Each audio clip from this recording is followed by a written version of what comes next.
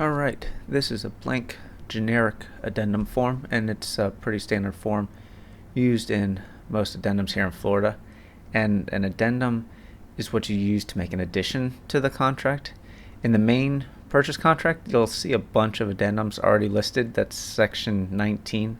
And there's templates that are already made for those. This form, however, is just a blank form, and you can use it if the template for one of those specific addendums in section 19 doesn't quite fit.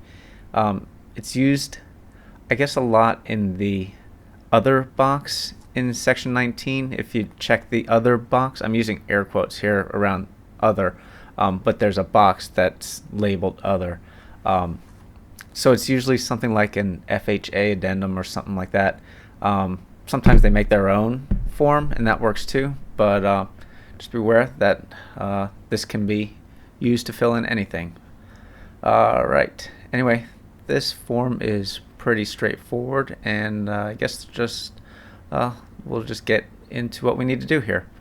Alright, first, as always, let me point out the wizard at the top of the page here. Should be green, which means it's turned on by default.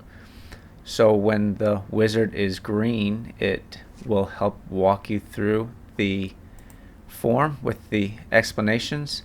You can turn it off, and you can still see the descriptions, but they aren't as pretty. And with it turned off, it won't walk you through the form. So however you want to do it, it's up to you, but just be aware that that's what it does. And also be aware that if you click the X in the corner here, it turns off the wizard, which is kind of annoying, but just know that that's what's happening. And if you want to close a box and keep the wizard on, just click somewhere outside the box. Alright, so let's get into what we need to do here. The first blank you'll come to is the addendum number.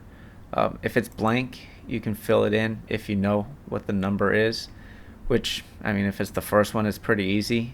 But if not, if you don't know which one it is, not a problem, we'll fill it in for you. So we'll just enter addendum number 1 here, and the next blank you come to is the effective date.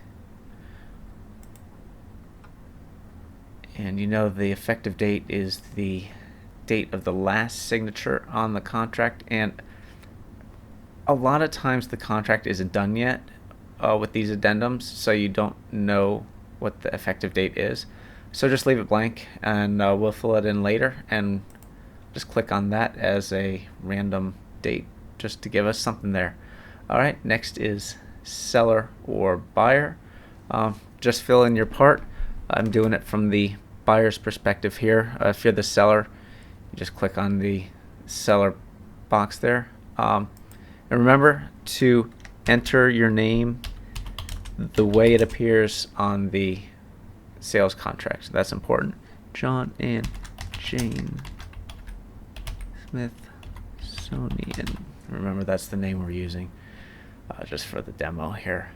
And then the next box you'll come to is the property address. 123 Demo Street, Demo City, Florida. 2, 3, 4, 5. And then we have this big space here, and that's for the terms or conditions that are being changed. I'm just going to type something in there. Just does type something. You can type anything you want there.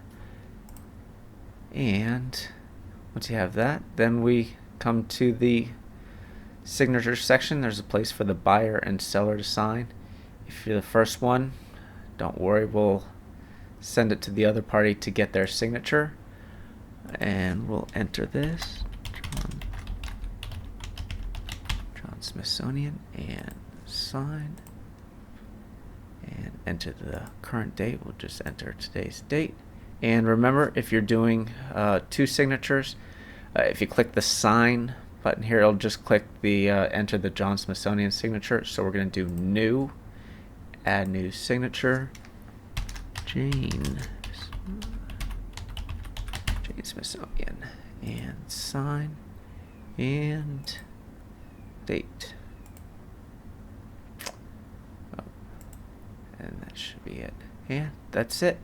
When you're done, click the Done button and submit, and that's about it. If you have any questions, feel free to reach out to us. Thanks. Bye.